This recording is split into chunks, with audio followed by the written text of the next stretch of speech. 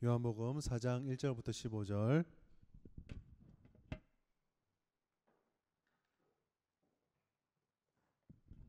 한 절씩 교독하도록 하겠습니다. 제가 1절 읽겠습니다. 예수께서 제자를 삼고 세례를 베푸시는 것이 요한보다 많다 하는 말을 바리새인들이 들은 줄을 주께서 아신지라.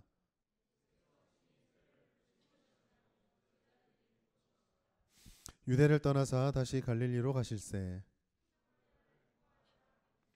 사마리아에 있는 수가라는 동네에 이르시니 야곱이 그 아들 요셉에게 준 땅이 가깝고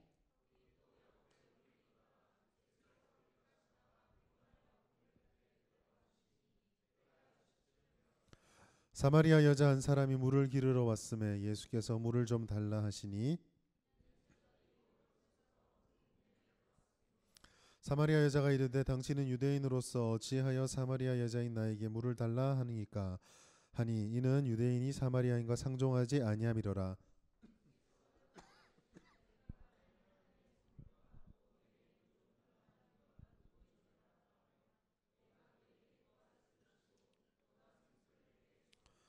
여자가 이르되 주여 물 기를 그릇도 없고 이 유물은 깊은데 어디서 당신이 그 생수를 얻겠사옵나이까.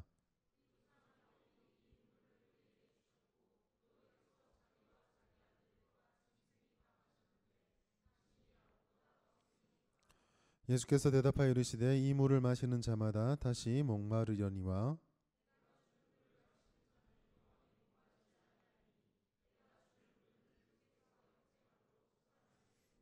같이 읽겠습니다. 여자가 이르되 주여 그런 물을 내게 주사 목마르지도 않고 또 여기 물 기르러 오지도 않게 하옵소서. 아멘. 한 주간 잘 지냈나요? 1년째 물어도 대답을 안 해요. 오늘 우리는 요한복음 4장 1절 길게 읽었는데 장절이 좀 분량이 짧아서 그렇게 말씀이 길지는 않았을 겁니다. 오늘 우리는 이 말씀을 가지고 마르지 않는 샘이란 제목으로 하나님의 말씀을 함께 나누고자 합니다. 사람은 누구나 다 무언가를 쫓아가는 존재입니다. 쉽게 말해서 목표가 있다라는 것이고 뭔가를 이루고 싶어하고 달려간다라고 하는 것이죠. 뭘로 포장하고 자기만의 이유로 포장을 하고 자기만의 그럴듯한 이유를 말할지는 모르겠지만 결국은 어떤 포장을 하든 무엇인가는 쫓아갑니다. 대표적으로 떠오르는 게 뭐가 있죠? 뭐 돈, 명예, 뭐 권력, 지식은 우리는 좀 없는 것 같기도 하고 하여간 다양한 것들을 다 쫓아가면서 살아가고 있습니다. 그런 걸 쫓아가는 이유는 딱 하나라고 볼 수 있습니다. 남들보다 아니면 다른 사람들보다 먼저 어떤 것을 얻게 되면 내가 조금 더 편안하거나 아니면 조금 더 높은 곳으로 올라가서 조금 더 많은 것을 누리게 되지 않을까. 다른 사람들로부터 대접을 받고 인정받는 삶이 큰 의미를 우리에게 주지 않을까라는 생각으로 그런 것들을 추구하죠. 물론 우리가 얘기했던 이런 것들이 아무 쓸모가 없느냐? 그렇지 않습니다. 분명히 이 땅을 살아가면서 우리가 가지게 된 것들은 우리들에게 상당한 유익과 이득을 줍니다. 분명히 줘요. 아무래도 많은 것을 가진 사람, 특히나 우리가 요즘 이 세대가 돈이란 것에 굉장히 집착을 하기 때문에 다른 사람보다 내가 돈이 좀 더 많다고 한다면 다른 사람보다 또 많은 것을 할 수는 있겠죠. 그거는 분명합니다. 그렇지만 그러한 것들이 일시적으로 우리에게 기대한 것들을 채워준다 하더라도 우리가 조금만 인생을 살아보면 그렇게 채워졌던 것들이 영원하지 않다라는 것은 금방 알 수 있게 된다라는 것이죠. 상투적인 질문으로 오늘 말씀의 도입을 끝낼 겁니다. 왜 이런 것들을 자꾸 교회에서는 추구하지 마라 얘기하고 진짜 추구해야 할 것이 따로 있다라고 이야기를 할까요? 그러면 이거 아니라고 그런다면, 이게 우리가 추구할 것이 아니라고 한다면 우리가 진짜 추구해야 될 건 도대체 뭘까요? 왜 그게 그토록 중요한 것일까? 막연하게 그냥 이거는 틀렸고 이거는 맞다, 그러니까 이거를 추구하는 게 맞다 라고 아멘 던져놓고 나면 그게 우리들에게 다 답이 되지는 않잖아요. 오늘 우리 본문의 말씀, 우리가 흔히 알고 있는 사마리아 여인과 예수님 사이에 오고 갔던 이 대화를 통해서 우리는 우리가 어떤 상태에 있다는 것과 우리가 무엇을 약속받았는지를 확인할 수 있게 됩니다. 첫 번째로 오늘 본문을 통해서 우리에게 주는 말씀은 모든 사람에게 존재하는 영적 갈증에 대해서 말씀해 주고 있습니다. 우리가 읽었던 1절부터 15절까지 말씀, 더 나아가서 4장 전반에 흐르고 있는 가장 중요한 테마, 많은 사람들이 요한복음 4장을 생각하면 가장 많이 떠올리는 말은 사실 뒤쪽에 있어요. 4장 23절, 22절, 24절에 나오는 알지 못하는 것 예배, 아는 것을 예배, 예배하는 자 영과 진리를 예배한다. 이때다 하나님 영이시니 예배하는 자가 영과 진리를 예배할지라. 이 말씀이 우리들에게 굉장히 각인이 있어요. 그래서 요한복음 4장 하면 많은 사람들이 생각하는 건 예배의 말씀이다라고 생각을 합니다. 물론 예배가 강조되어 있고 예배를 위해서 요한복음 4장에 있는 말씀을 깊이 묵상하고 함께 나눌 필요는 분명히 있습니다. 그러나 그 이전에 예배에 대한 이야기가 나오기 이전에 사마리아 여인과 예수님 사이의 대화에서 표면적으로 불거졌던 문제가 있어요. 그 표면적으로 불거졌던 문제가 어떤 질문을 가져왔고 그 질문에 대한 대답이 예배하는 자의 대답이었어요. 그렇다면 우리는 머리꼬리 다 떼버리고 예배만 잘 드리면 돼 라고 말할 것이 아니라 그 앞에 도대체 인간의 원래 상태가 무엇인지를 생각을 해야 되죠. 그리고 그 상태 속에서 가장 뚜렷하게 드러나는 것이 사마리아 여인 속에 존재하는 한 가지 문제, 영적인 갈증에 대해서 이야기를 해주고 있습니다. 그러면 예배가 아니라고 한다면 그 앞에 이 대화 속에서 가장 강조되고 있는 말은 도대체 뭘까? 앞에 잘 살펴봐도 영적 갈증이라는 말 나오지 않습니다. 영적 갈증, 영적인 목말은 나오지 않거든요. 나오지 않는데 오늘 읽었던 1절부터 5절까지를 쭉 관통하고 있는 관심사가 있어요. 분명한 것은 많은 사람들이 이 본문 속에서 사랑을 또 이야기를 합니다. 예수님께서 영혼을 너무 사랑하셔가지고 아무도 찾아가지 않는 저 비천하고 비루한 사마리아 여인, 계급적으로 낮은 사람들이 찾아갔다. 그래서 사랑은 모든 관계를 깨트리고 모든 계층을 깨트리는 절대적인 힘이다. 이런 식으로 적용할 수 있을지 모르겠지만 오늘 본문의 말씀에 보면 그 사마리아 여인이 어떤 존재인지에 대해서 굉장히 설명이 빈약합니다. 요한복음 3장에 보면은 니고데모에 대한 이야기가 나오거든요. 니고데모가 어떤 사람인지에 대한 설명보다 훨씬 더 부족하고 거의 흘러가듯이 등장해요. 어떤 영화를 보다 보면 주인공이 등장을 하잖아요. 여기서 본문의 주인공은 쉽게 말해서 누구나 알 수 있듯이 사마리아 여인과 예수님입니다. 그러면 이 씬을 이끌어가는 중요한 인물인데 사마리아 여인이 누군지에 대한 얘기를 좀 해주면 좋잖아요. 하다못해 이름이라고. 그것조차는 나오지 않습니다. 그 말은 우리가 길게 읽은 4장 1절부터 15절까지 전체 말씀 속에서 이 사마리아 여인이 핵심이다 아니다? 아니다라는 거예요. 관심사가 사마리아 여인이 누구냐, 이 사람이 어떤 계층의 사람이냐에 관심이 없어요. 그러면 이 본문 예수님께서 이 여인과 뭘 가지고 계속 얘기를 하고 있느냐, 그게 핵심 내용이겠죠. 그리고 그 핵심 내용 속에 자리 잡고 있는 단어 하나는 바로 물입니다. 물을 가지고 예수님께서는 이 사마리아 여인과 계속 대화를 하고 있습니다. 사람의 몸은요 60에서 80% 정도 물로 채워져 있다라고 합니다. 여러분보다 이렇게 넓어 보이지만 저도 60에서 80%예요. 저건 넓다 해서 100% 이러진 않고 저도 한 60, 80이거든요. 근데 노화라고 하잖아요. 노화라고 하는 게 이게 어떤 여러 가지 지표가 있지만 그 중에 하나가 몸에 있는 수분이 빠지는 거래요. 수분이 빠지다가 일정 퍼센테이지 이하로 떨어지면 수명이 거의 다 됐다고 보는데 그게 기준이 60%라고 그러거든요. 그럼 60% 밑으로 떨어지면 사람이 이제 점점 거의 수명이 끝나간다라고 이야기를 한답니다. 그 바꿔 말하면 이 물이 그만큼 생존에 있어서 절대적이다라고 하는 것이죠. 특히나 고대 이스라엘 사람들처럼 기후가 그렇게 비가 사시사철 꾸준히 내리는 게 아니라 건기우기가 뚜렷하고 비가 내릴 때 안 내릴 때랑 기후차가 굉장히 클 때에 물을 구하는 것이 쉽지 않은 곳에서 물의 존재는 굉장히 중요합니다. 지금처럼 우리가 마음 놓고 물을 사 먹을 수 있고 물을 마실 때라는 다르다는 것이죠. 식수를 확보한다. 그것은 생존하고 바로 직결되는 문제입니다. 그래서 고대 사회는 흐르는 물가에 있든지 아니면 우물을 중심으로 문화가 발달하게 됐고요. 그리고 오늘 본문에서도 예수님께서는 사마리아인을 찾아 들어가셔서 그 지역에서 우물가에 앉으셨다고 말씀하시므로 이 우물을 중심으로 이야기가 진행되는 것을 잘 보여주고 있습니다.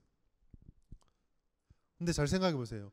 육체의 목마름은 굳이 누가 지적해 주지 않아도 다 알아서 챙깁니다. 지금도 여러분 저도 이제 목을 축이려고 이렇게 물을 담아왔고 여러분들 앞에 지금 음료수를 하나씩 놓고 있는 분들 계시죠? 예. 본능적으로 마시잖아요. 물 마실 때 여러분 뭐라다 갑자기 기계처럼 벌떡 일어나가지고 나는 지금 물을 마셔야 될 필요가 있어. 이래 안 가잖아요. 그냥 나도 모르게 가서 물을 마시고 있습니다. 육체적인 물 목마름에 대해서는 굳이 누가 얘기해 주지 않아요. 그런데 이 목마름은 성경에서 단지 육체적인 문제만으로 국한하지 않습니다. 오히려 육체적인 목마름보다 훨씬 더 심각한 것이 우리에게 있습니다. 왜냐하면 그것이 중요하고 더 심각한 이유는 굉장히 근원적인 목마름이기 때문에 그렇습니다. 그리고 그 목마름은 물을 마시는 걸 해결되지도 않고 심지어 이 목마름이 무서운 이유는 아무것도 마시지 않았음에도 일정 시점이 지나면 사람이 내가 목마르다는 사실조차도 잊어버리게 되는, 잃어버리게 되는 심각성을 가지기 때문입니다. 바로 이 목마름은 영적 목마름이에요. 시간이 흘러서 채우지 않더라도 내가 지금 이렇게 목마른 상태에 있다는 것을 모르게 되기 때문에 이 땅에 살아가는 많은 사람들이 그 목마름을 심각하게 생각하지도 않고 더 나아가서 깨닫지도 못하며 깨닫지 못하기 때문에 더 나아가 그 목마름을 해결할 수 있는 합당한 해결책도 찾지 못하고 살아가고 있습니다. 예수님께서는 바로 이 부분들을 사마리아 여인과 함께 대화하면서 깨닫게 해주셨어요. 예수님도 우리와 똑같이 육신을 가진 분이셨습니다. 피곤했고요, 목말랐고요, 배고팠습니다. 그래서 예수님께서는 이 사마리아 여인과 대화를 할 때에 제자들이 먹을 걸 사오게 가도록 하셨습니다. 배고프니까요. 제자들은 떠났지만 여전히 예수님에게는 목마름이 남아 있었습니다. 그리고 똑같은 목마름을 가진 한 여인이 그 우물가로 찾아오고 있습니다. 그러나 예수님께서는 우리와 똑같이 목마르고 우리와 똑같이 배가 고프셨지만 그것을 해결하는 것, 그것의 본질이 무엇인지를 바라보는 눈이 우리와 다르다는 것을 분명히 말씀해 주셨어요. 요한복음 4장 32절 말씀. 자, 같이 읽겠습니다. 자막 보시고 시작. 이르시되 내게는 너희가 알지 못하는 먹을 양식이 있느니라. 아멘. 예수님께서는 양식이 필요하다는 것을 거부하지 않으셨어요. 나는 돈도 필요 없어. 나는 음식도 필요 없어. 나는 공기만 마시면 돼. 가 아니라 나도 양식이 필요해. 나도 물이 필요해. 라고 말씀하셨습니다. 그런데 필요는 한데 예수님께서는 우리와 똑같은 것만 필요한 것이 아니라 예수님에게는 너희가 알지 못하는 다른 양식이 있다라고 말씀하시고 계세요. 그럼 예수님 뭔가 특별한 스페셜한 음식을 드시는 것인가? 그게 아니죠. 이 말씀을 통해서 예수님께서는 단지 육체적으로 것만 바라보는 사람들의 생각을 넘어서는 영적인 것의 양식과 목마름의 음료를 보여주고 계신 것입니다. 그리고 요한복음을 통해서 예수님의 복음서를 통해서 지속적으로 말씀해 주시는 이 양식은 다른 것이 아니라 빵과 떡이 아닌 우리의 영원한 배부름을 제공해 주는 하나님과의 관계, 하나님께서 명령하신 것과 하나님께서 명령하신 걸 순종할 때에 우리에게 채워주시는 그 하나님의 충만케 하심이 바로 자기의 양식이다라고 빈번하게 말씀하셨어요. 내가 이 땅에 온 이유도 하나님의 뜻을 이루게 하기 위해서, 내가 이 땅에서 고난을 짊어진 이유도 하나님의 뜻에 순종하기 위해서라는 것을 계속적으로 말씀해 주셨습니다. 사랑하는 청년 여러분, 이 땅 가운데 많은 사람들이 조금만 둘러봐도 알 수 있는 목마름과 배고픔을 보지 못하고 있습니다. 하나님의 말씀의 기준으로 우리에게 주시는 성령의 깨닫게 하심으로 조금만 주변에 살펴보면 많은 사람들이 추구하고 쫓아가는 것들이 결코 영원하지 않다라는 것을 우리는 쉽게 발견하게 됩니다. 여러분도 다 경험했어요.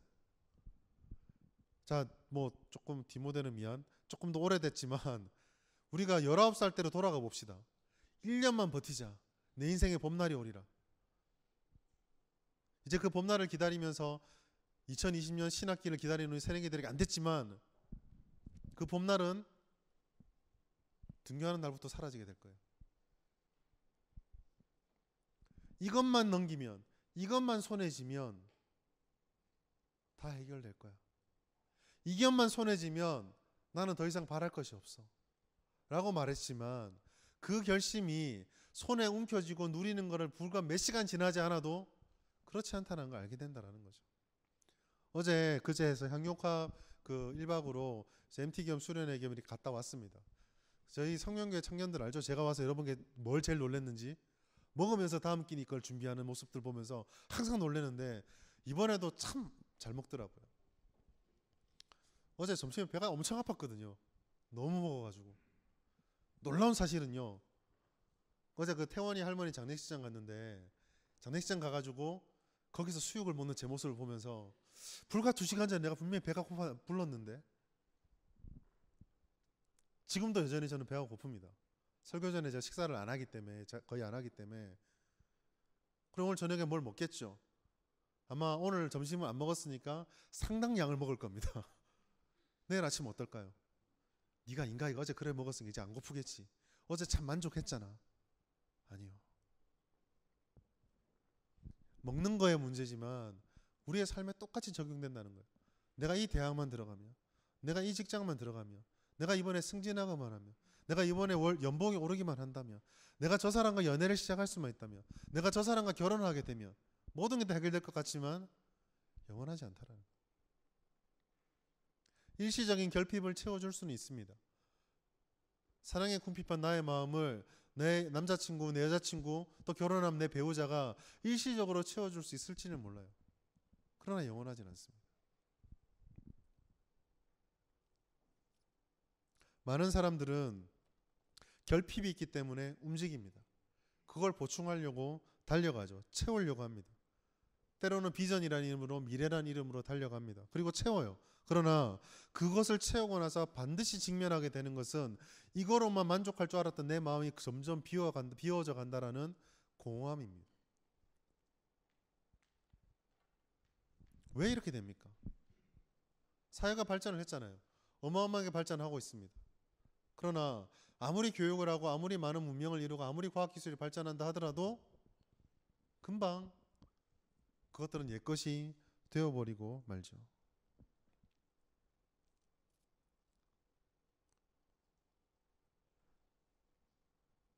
20세기가 시작되고 저는 지난 100년을 살아오면서 인류 역사에 그 이전 1900년 동안 한 번도 경험하지 못했던 놀라운 부와 과학기술과 발전을 이루고 소위 말해 18세기 사람들이 얘기했던 교육을 잘 받은 지성인들이 모든 죄악을 끊어버릴 것이 이제 끊어버린다는 그 신념이 이 정도 교육시키면 됐을 거라고 생각했건만 인류 역사상 가장 잔인한 전쟁을 3번 20세기에 경험을 했습니다. 왜 이렇게 됐을까요?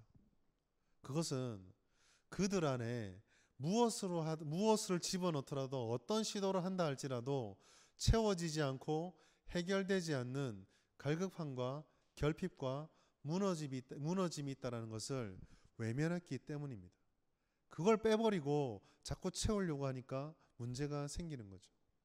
깨어진 항아리에 물을 계속 부었을 때에 그 물이 새는 이유는 붓는 속도나 양이 부족해서가 아닙니다. 깨어진 항아리이기 때문에 그래요. 답은 더 많이 붓고 더 빨리 붓고 더 심하게 붓는 데 있는 게 아니라 항아리를 바꿔야 돼요. 항아리를 고쳐야 하는 것입니다. 우리는 오늘 이 말씀 속에서 사마리아 여인과 예수님 속에서 물이 모티브가 되었다는 거, 우리 안에 영적 갈급함이 어떻게 기억되고 깨달아지고 있는지를 한번 돌아볼 필요가 있습니다. 나름대로 괜찮다고, 나름대로 바쁘다고 열심히 쫓아가는 동안에 내 마음 속에서 물 좀 달라고 외치는 그 심령의 목마름을 여러분은 느끼고 있습니까? 아니면 혹시 그러한 것들에 너무 내 마음 빼앗긴 나머지 그 목마름들을 잃어버리고 있지는 않습니까? 두 번째로, 그럼 갈증만 느끼기만 하면 되느냐? 갈증만 느끼고 내가 목마른 상태구나 라는 걸 느끼면 모든 것이 해결되느냐? 그것은 시작일 뿐이죠. 목마르면 어떻게 해야 되죠? 목마르면 꾹 참으면 됩니까? 목마르면 갈증을 해결해야 되잖아요. 물을 마셔야 됩니다. 그러나 목마르다고 해서 무엇이든지 먹기만 하면은 다 해결되는 건 아니죠. 제대로 된 걸 넣어야 됩니다. 아무리 내가 목마르다고 해서 바닷물을 먹으면 먹을수록 더 목이 마르겠죠. 심리적인 플라세보 효과 때문에 목마를 때 콜라를 마시면 야 갈증이 해소됐다라고 자기는 심리적 위안을 얻지만 사실 육체는 더 말라버리는 거. 제대로 된 거를 먹어야 됩니다. 그리고 그 물은 확실히 우리 몸에 가장 적합한 그 음료수나 소금물이 아니라 물 혹은 체질하고 가장 어울리는 이온 음료 같은 그런 것들을 넣어야지만 갈증이 해결되죠. 이 갈증을 해결되기 위해 어떻게 보면 이 인류의 역사는 그 갈증을 해결하기 위한 싸움이라도 과언이 아닙니다. 대표적으로 이게 좀 마음 내면에서 일어나는 것이기 때문에 이걸 해결하기 위해서 특별히 노력한 두 학문이 있는데 하나는 철학이고 하나는 심리학이에요. 철학은 쉽게 말해서 그 사람이 가지고 있는 뭘 바라보면서 깨닫게 되는 인식과 그리고 이거를 논리적으로 잘 설명할 수 있는 이성을 잘 발달하고 훈련시키고 거기서 답을 찾으면은 참된 것을 찾을 수 있다. 그것을 찾게 되면 이러한 마음의 공허함을 해결할 수 있다라고 생각을 했습니다. 신이 누군가? 하나님이 누구냐? 도대체 답이 뭐냐? 이 질문을 통해서 계속 그것을 찾으려고 했죠. 최근 20세기에 대두되었던 가장 중요한 학문은 심리학입니다.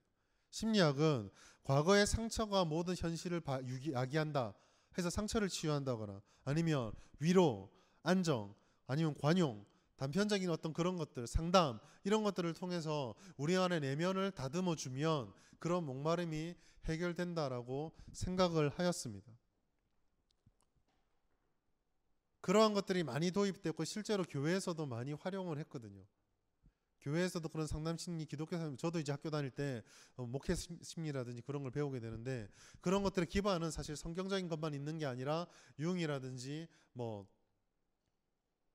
프로이드라든지 뭐 이런 학자들의 기본적인 심리학적 분석들도 도구로 활용을 하긴 했습니다.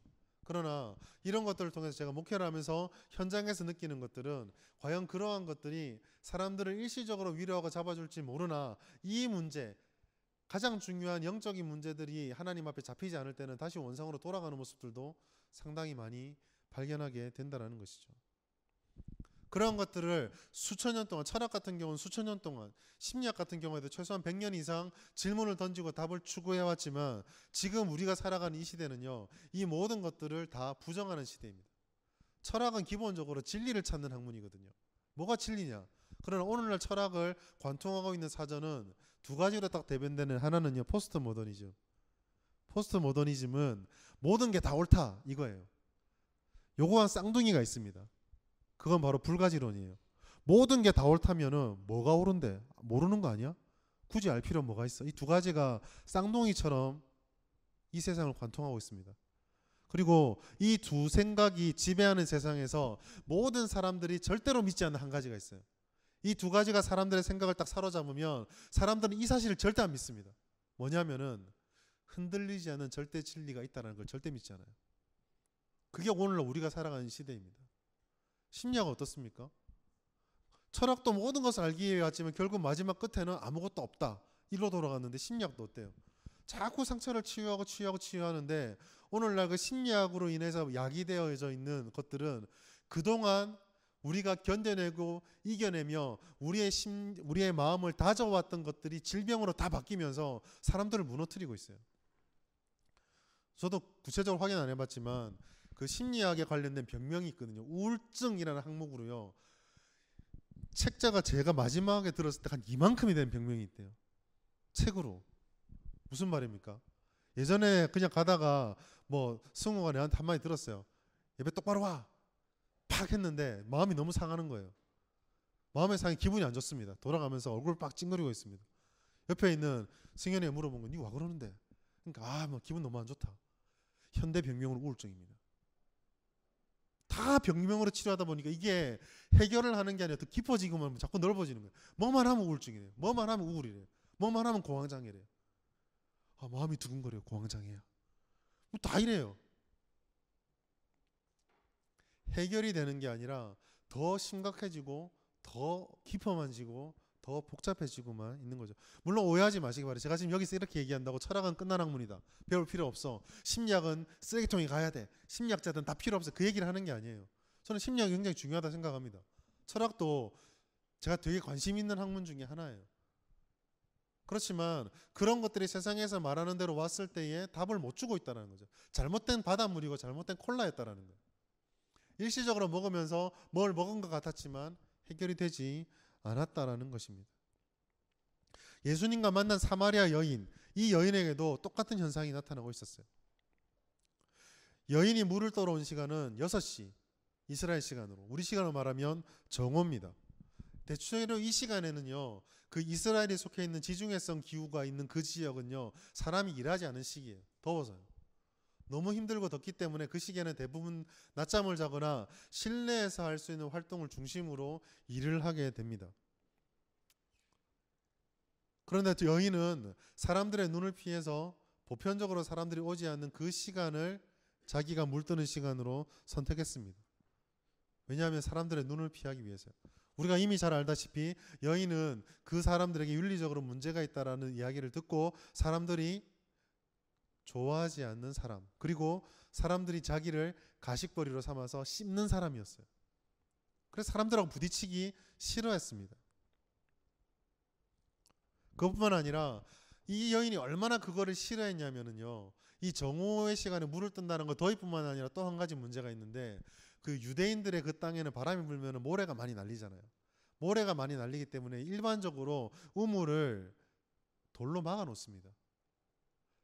혹시나 바람이 심하게 불면 돌이 날아갈 수 있으니까 상당한 무게의 돌을 놔둬요. 그러면 보통 사람들이 물 뜨는 시간에는 같이 누군가가 가서 돌을 같이 옮기고 물을 뜨고 돌을 같이 덮어놓고 가는 거예요.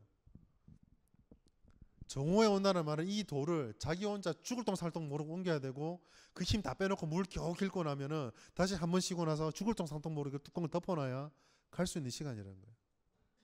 고생도 생고생도 이런 고생이 없는 시간.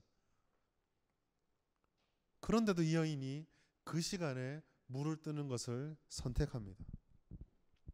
아마도 그 여인은 물을 뜨면서 이런 생각들을 했을 거예요. 몸 좀 안 말랐으면 좋겠다.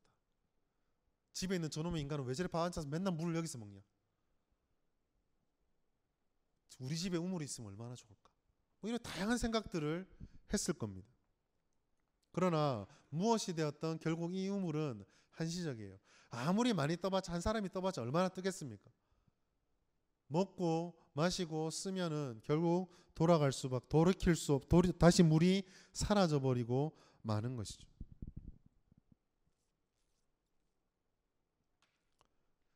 이 수가라고 하는 지역, 사마리아 사람이 거하던 이곳은 수가 혹은 세김이라고 하는데, 여기는 흐르는 강이 없어요.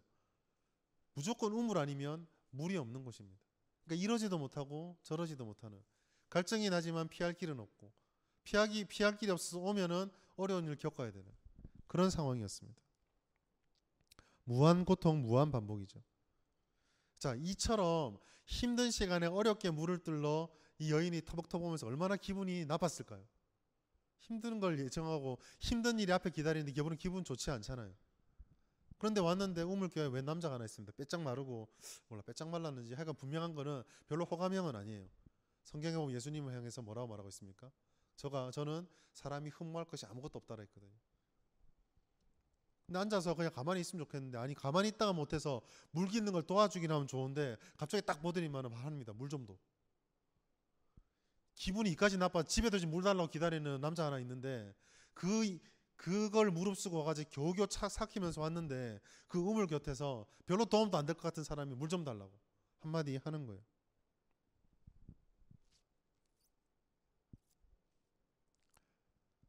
이 여인은 불평을 했을지 모르겠지만 예수님께서는 이 여인을 찍었습니다. 오늘 4절 말씀 보면은 이렇게 돼 있죠. 사마리아를 통과하여야 하겠는지라. 여러분 어떤 느낌이 드세요? 예수님께서 사마리아를 통과해야겠다라고 생각한 거예요. 의지가 느껴지십니까? 길이 여기만 있는 거 아니에요. 비록 돌아가는 길이 있지만 여기만 있는 게 아닌데 예수님께서는 통과해야 되겠다고, 꼭 사마리아에 가야 되겠다라고 말씀하셨습니다. 이 말씀을 읽으면서 우리는 의문을 가질 수 있죠. 왜 꼭 사마리아를 갔어야만 했을까? 그 대답을 우리는 여기서 만납니다. 왜 예수님께서 꼭 사마리아를 가셔야 했습니까? 거기에 사마리아 여인이 있었기 때문에. 거기에 영적인 목마름을 깨닫지도 못하고 영적인 목마름 대신 육체적인 목마름만 급급하게 채우고 있는 한 불쌍한 영혼이 있었기 때문입니다. 무엇이 중요한지도 모르고 살아가는 한 영혼이 있었기 때문이죠. 예수님께서는 이와 같은 의지를 가지고 꼭 가야 된다라고 했지만 안타까운 사실은 그 예수님의 꼭이라는 의지를 이 여인은 전혀 몰라요. 자기가 목마른지도 자기가 뭘 필요한지도 모르고 있습니다. 심지어 이 여인은 예수님 앞에서 그 예수님이 누군지 모르기 때문에 천인공노할 짓을 합니다.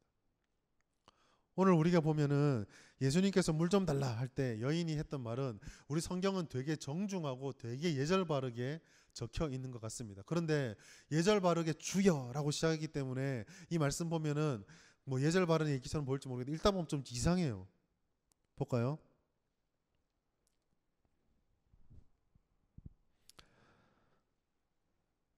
9절부터 보겠습니다. 사마리아 여자가 이르되 당신은 유대인으로서 어찌하여 사마리아 여자인 나에게 물을 달라 하시나이까 하니 이는 유대인이 사마리아인과 상종하지 아니함이라. 10절 예수께서 대답해 이르시되 내가 만일 하나님의 선물과 또 내게 물 좀 달라는 이가 누구인지 알았더라면 내가 그에게 구했을 것이요 그가 생수를 내게 주었으리라. 이 다음 대화가 재밌습니다. 여자가 이르되 주여. 좋은 말이죠. 좋은 말이에요. 우리가 듣기는 주여. 그런데 그 뒤를 잘 보세요.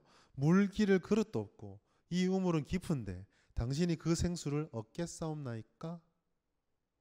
그 다음 말 우리 조상 야곱이 이 우물을 우리에게 주셨고 또 여기서 자기와 자기 아들들과 짐승이 다 마셨는데 당신이 야곱보다 큽니까? 이걸 우리말로 바꿔볼까요? 이나이가 저한테 말합니다. 목사님은 설교를 그따위로 하십니까? 목사님은 기도를 그것밖에 못하십니까? 이 얘기가 똑같은 거예요. 무슨 말이에요? 물을 달라는 예수님 나그네잖아요. 바가지가 있을까요? 없어요. 줄이 있습니까? 없어요. 그럼 바가지와 줄은 누가 가지고 있습니까? 지금 물을 떠러온 자기가 들고 있는 거예요.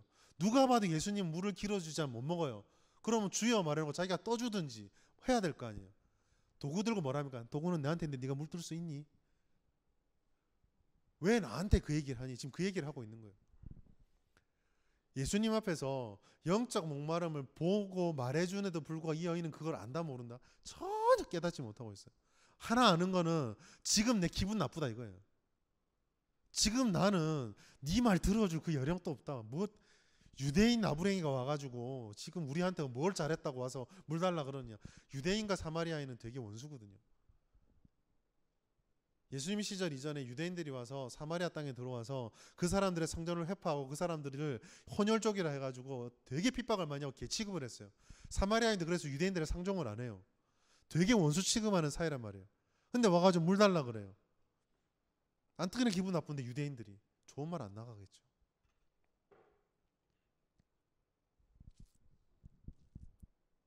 우린 여기서 두 가지 사실을 확실히 알 수 있어요. 첫 번째로 사람들은요 예수님이 아무리 나다 그래도 알아본다 못 알아본다? 못 알아봐요. 우리가 백날 복음을 전해주십시오. 전해보십시오.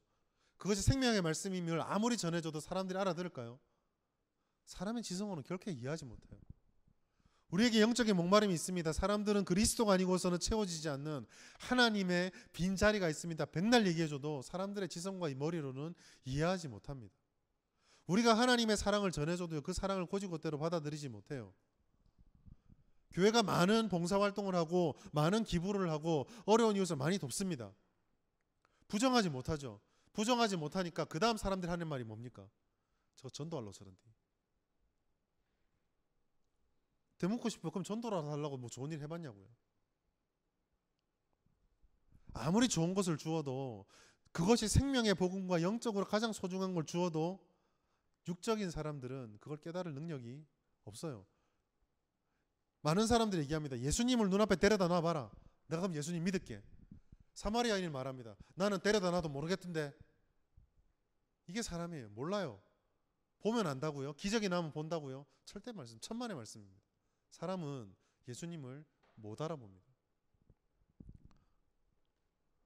두 번째로 그렇게 예수님을 모르기 때문에 성경에서 아무리 좋은 것을 약속해 주어도 사람의 마음으로는 그것이 얼마나 소중한지, 그것이 얼마나 중요한지, 그것이 내게 얼마나 유익한지 깨닫지 못합니다. 이것은요, 요한복음 1장부터 예수님이 계속 하시는 말씀이에요. 빛이 왔으나 어둠이 그 빛을 깨닫지 못하더니 받아들이지 않더라. 영접하는 자고 그 이름 있는 자마다 하나님의 자녀가 되는 권세를 주시는데 사람들이 그 권세를 받아들인다, 안 받아들인다? 안 받아들인다고요. 왜? 어둠이 내게 더 좋기 때문에, 더 익숙하기 때문에. 신앙은 깨달음의 문제입니다. 많은 사람들에게 복음의 길, 구원의 길을 백날 설명해줘도 성령께서 그 마음을 깨닫게 해주지 않고서는 하나님 은혜를 깨닫지 못해요. 바꿔 말해서 여러분 이 자리에서 하나님의 말씀을 듣고 알고 있다는 것만으로도 얼마나 큰 은혜인지 모른다는 겁니다. 내 의지가 어릴 때부터 내가 많이 들었기 때문에, 내가 믿었기 때문에 알게 된 게 아니에요. 많은 사람들이요, 심지어 그리스도인들조차도 하나님의 복음을 믿고 듣고 깨닫게 돼서 그리스도인이 되었음에도 불구하고 여전히 우리 마음이 하나님의 빛으로 나오는 것도 있지만 동시에 하나님으로부터 멀어지려는 욕구 또한 가지고 있습니다. 불편하고 힘들고 어렵습니다. 증거를 대볼까요? 성경 읽는 것보다 성경 안 읽는 게 편하고요. 기도하는 것보다 기도 안 하는 게 편하고요. 예배하는 것보다 예배 안 하는 게 편합니다. 성경을 읽기 위해서 여러분 엄청 결심하잖아요. 근데 성경을 안 읽기 위해서는 엄마 안 읽었네. 끝이에요, 그걸로. 기도도 마찬가지 아닌가요? 예배도 마찬가지 아닙니까?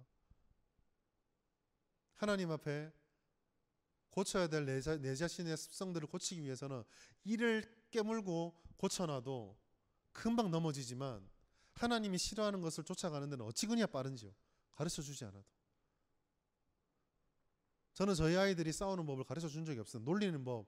목사인데 제가 놀리는 법 가르쳐 주겠습니다. 아들 보고 앉혀놓고 아들아 잘 봐봐라. 제가 저런 약점이 있으니까 이렇게 놀리면은 극도로 분노케 할 수 있다. 가르쳐 줄까요? 그런데요, 가만히 보고 있으면은 정말 옆에서 내가 봐도 가장 극한의 분노를 느끼게 괴롭혀요. 전 가르쳐 준 적 없거든요.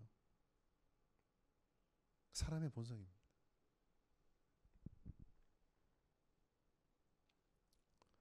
우리는 영적인 무지와 하나님 앞에 섰을 때 누구나 다 무너질 수밖에 없는 한계를 가지고 있다는 것을 알 필요가 있습니다. 그런 은혜는 무엇입니까? 그러한 우리의 연약함 가운데서도 예수님께서 사마리아로 꼭 가야겠다라고 하신 거예요. 우리가 그렇게 깨달음이 부족하고 하나님의 은혜를 받고 나서도 여전히 주님 앞에 나아가는 것보다는 한 걸음 뒤로 물러나는 걸 더 좋아하는 마음이 있음에도 하나님께서 우리들에게 꼭 넣어야 한다라고 말씀을 한다라는 거예요.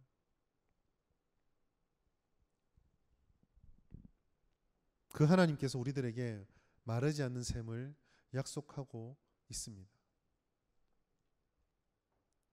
죄로 인해서 바짝 말라버린 우리의 심령, 그 무엇으로 채워도 다 채워지지 않는 영적 갈증은 누구나 다 가지고 있습니다. 그 갈증은요, 그 무엇으로도 채워지지 않습니다. 극단적으로 말씀하자면 여기서 여러분들이 엄청나게 간절한 기도를 해서 그 기도가 응답되는 경험을 한다 해도 이 갈증은 해결되지 않습니다. 이 갈증은요, 하나님으로부터 오는 어떤 것으로 해결되는 게 아니라 하나님만으로만 해결될 수 있거든요.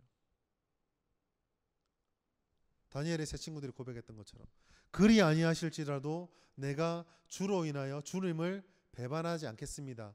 오직 하나님만 붙잡습니다. 라는 각오로 불길을 뛰어들 때에만 이 목마름이 해결이 되는 거예요. 오늘날 많은 사람들이 하나님의 은혜가 부족하다 말합니다. 하나님의 응답이 있어야 신앙생활 잘 될 거란 말이에요. 간절히 기도해가지고 뭘 받으라고 말합니다. 저는 단언합니다. 이 말씀을 통해 단언하건대 우리가 끊임없이 하나님이 무엇을 우리를 채워줘야 된다라고 고집하고 있는 이상 이 갈급함은 결코 해결되지 않습니다. 우리가 흔히 하는 찬양처럼 주님 한 분만으로 나는 만족합니다 라고 할 때에만 이 목마름은 해결이 돼요. 오늘날 교회가 실패하는 곳, 많은 성도들이 하나님으로부터 은혜를 받아도 계속 넘어지는 근본적인 이유는 하나님이 아니라, 예수님이 아니라 우물물을, 그로부터 오는 그 어떤 것을 내 목마름의 해결책으로 생각하고 있기 때문입니다. 사랑하는 청년 여러분, 여러분들에게 예수님은 어떤 분이십니까? 여러분의 목마름을 영원히 해결해 주는 마르지 않는 샘이십니까? 아니면 내 목마름을 해결해 줄 그 무엇을 주실 수 있는 어떤 분입니까?